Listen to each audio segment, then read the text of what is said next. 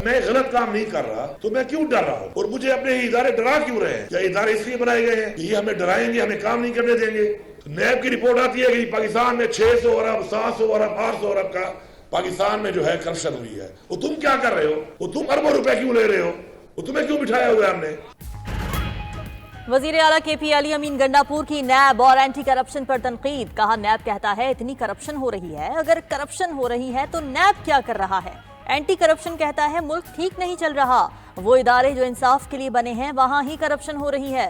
System की वजह से हुकूमतें काम नहीं कर पा रही, हमें कशकोल तोड़कर हर इदारे को अपने पांव पर खड़ा करना है। जब मैंने गलत काम नहीं किया तो डरूं क्यों? आगे बढ़ने के लिए खौफ का बुत तोड़ना पड़ेगा।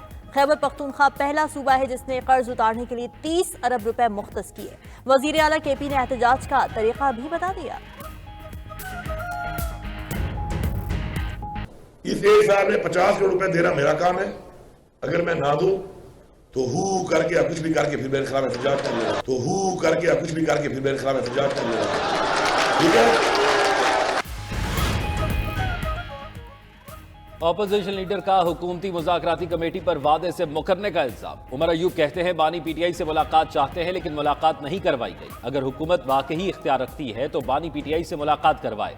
मुज़ाकरात से मुतल्लिक हमारे 3 मुतालबात हैं: 9 मई 26 नवंबर पर जुडिशल कमीशन का क़याम और कारकुनों की रिहाई। मीडिया से गुफ्तगू में वज़ीर आला केपी अली अमीन गंडापुर का भी बानी पीटीआई से मुलाकात की इजाज़त न देने का शिकवा। कहा बानी पीटीआई से सिर्फ इनफरादी मुलाकातें हो रही हैं। उधर वकील फैसल चौधरी का कहना है जेल वाले बानी से मुलाकात के लिए बुलाएंगे तो हम जेल आएंगे।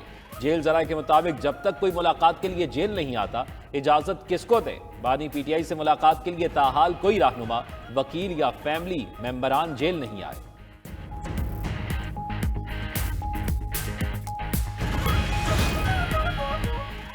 फौजी अदालतों में सिविलियंस का ट्रायल होना चाहिए या नहीं? सुप्रीम कोर्ट के 7 रुकनी आईनी बेंच के रूबरू अहम केस की समाअत। किसका मिलिट्री ट्रायल होगा, किसका नहीं, ये कौन तय करेगा? आईनी बेंच का सवाल। दौरान समाअत जस्टिस हसन अजहर रिजवी ने रिमार्क्स दिए, क्या 9 मई का वाकया दहशतगर्दी से ज्यादा संगीन जुर्म है जो इनका ट्रायल फौजी अदालत में हो रहा है? जस्टिस जमाल खान मंदोखेर ने कहा कि क्या फौजी अदालतों में कोई खास सबूत फराहम किया जाता है? इंसदादे दहशतगर्दी अदालतों को क्यों नहीं मजबूत बनाया जाता?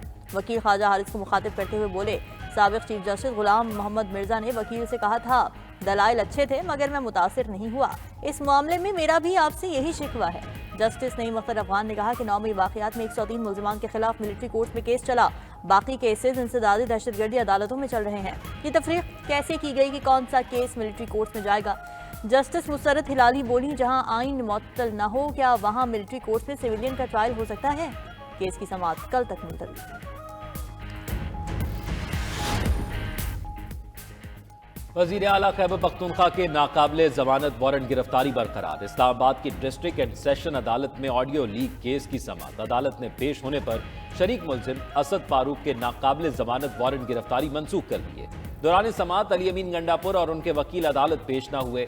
समाअत 25 जनवरी तक मुलतवी।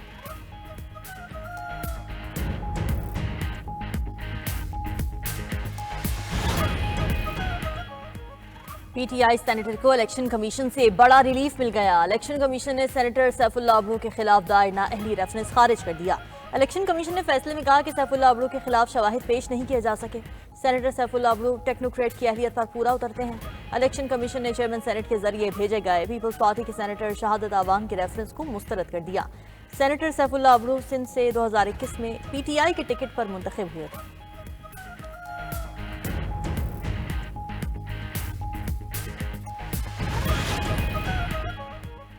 सिर्फ अच्छी सड़क बना देने से लोगों के मसाइल हल नहीं होते। रहनुमा पीपल्स पार्टी हसन मुर्तजा ने पंजाब हुकूमत की पॉलिसियां किसान और काश्तकार दुश्मन करार दे दी। प्रेस कॉन्फ्रेंस में बोले, पीपल्स पार्टी हुकूमती फैसलों की जिम्मेदार नहीं, आपके फैसलों में आपके हिमायती शामिल नहीं। मनपसंद फैसले हमारे दरमियान दूरियां बढ़ा रहे हैं। इदारे बेचने से नहीं मजबूत करने से मुल्क आगे बढ़ेगा। सुपर टैक्स लगाने और पास्को को खत्म करने से फूड सिक्योरिटी खत्म होगी। फायरवॉल के नाम पर आईटी इंडस्ट्री तबाह कर रहे हैं।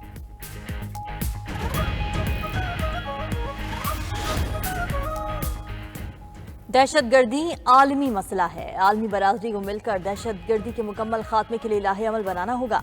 वज़ीर दाखिला मोहसिन नकवी की अमरीकी सफ़ीर डोनाल्ड ब्लूम से गुफ्तगू। अमरीकी सफ़ीर ने वज़ीर दाखिला से अलविदाई मुलाकात की। बाहमी दिलचस्पी के उमूर और पाक अमरीका ताल्लुकात के हवाले से तबादला ख्याल किया गया।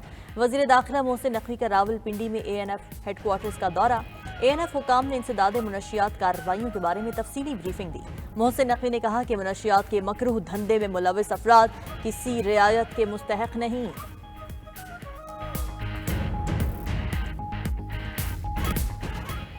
कराची में डबल डेकर बसेस लेकर आ रहे हैं। शहर कायद में लंदन की तरह सड़कें बनेंगी। इसी साल डबल डेकर बस का आगाज हो जाएगा। सीनियर वजीर सिंध शर्जील मेमन की न्यूज कॉन्फ्रेंस। कहा मलीर एक्सप्रेसवे 2 दिन बाद शुरू होने जा रहा है। येलो लाइन BRT सिंध और कराची के शहरियों के लिए तोहफा है। जाम सादिक ब्रिज को 8 माह से पहले मुकम्मल करने की पूरी कोशिश है। रेड लाइन BRT में हुकूमत की वजह से कोई ताखीर नहीं। हड़तालों, सोग और जलाओ घेराव जैसे मसाइल अब यहाँ नहीं है।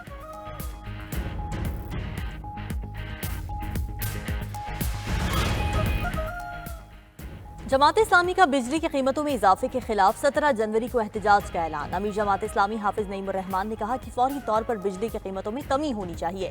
फैसला किया है एहतजाज की तहरीक अस्तर 9 शुरू करेंगे। मुआशी हालात बद से बदतरीन होते चले जा रहे हैं। तनख्वाहदार तबका टैक्स दे सकता है तो IPPs क्यों नहीं? मुल्क से सरमायादाराना निज़ाम खत्म होना चाहिए।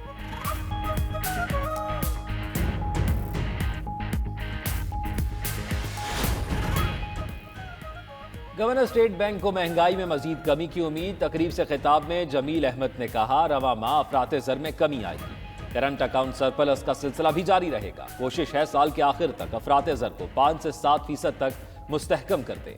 ई-कॉमर्स के फरोग के लिए इकदाम किए जा रहे हैं। हमें पायदार मईशत की जानिब जाना होगा।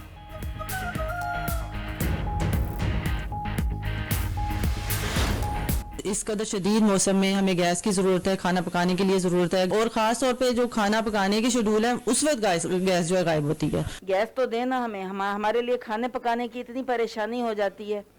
अब हम समझ में नहीं आती, करें पकाएं तो पकाएं क्या? आखिर कोयले लगा के फिर पकाना पड़ता है, उसका खर्चा अलग हमें देना पड़ता है।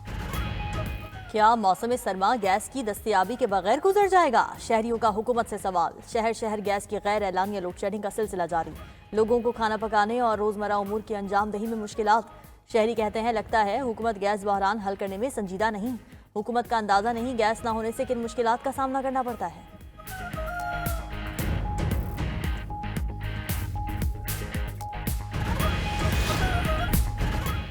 दहशतगर्द इजराइल ने फलस्तीनियों की नस्लकुशी का अमल तेज कर दिया। गाजा में वहशियाना बमबारी से मजीद 60 फलस्तीनी शहीद।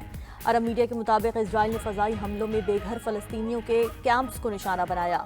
इजरायली हमलों से गाजा के तमाम अस्पताल गैर फाल हो चुके हैं। इजरायली फौज ने मगरबी किनारे से 50 फलस्तीनियों को भी गिरफ्तार कर लिया। इजरायली फौज ने गाजा में हमास के साथ झड़पों में 3 फौजियों की हलाकत की तस्दीक कर दी।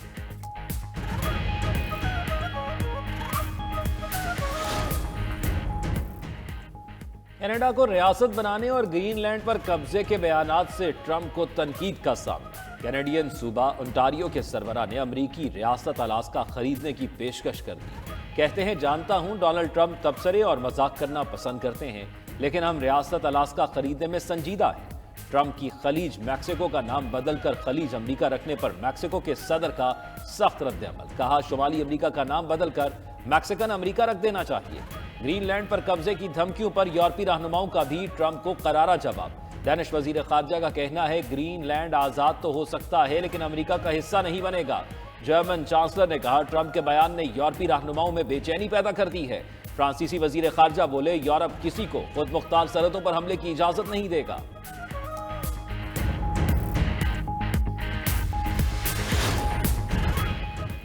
रूस के यूक्रेन पर तबाहकुन हमले में 13 अफराद हलाक, 18 जख्मी। यूक्रेनी हुकाम के मुताबिक रूस ने 2 गाइडेड बमों से रिहायशी इलाके को निशाना बनाया।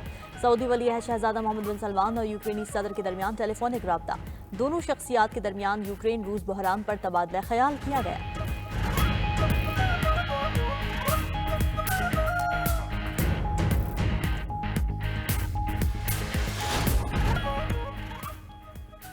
सऊदी अरब में कल से बारिशों का नया सिलसिला शुरू होगा। सऊदी महकमे मौसमियात की पेशगोई।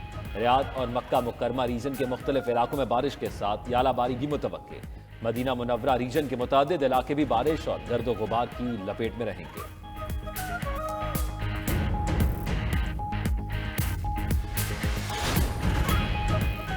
जर्मन एयरलाइन का रवा साल 10,000 नए मुलाजमीन भर्ती करने का ऐलान। लुफ्थांसा एयरलाइन के मुताबिक 800 पायलट, 2,000 फ्लाइट अटेंडेंट, तकनीकी माहिरीन और ग्राउंड ऑपरेशन स्टाफ की भर्तियां की जाएंगी।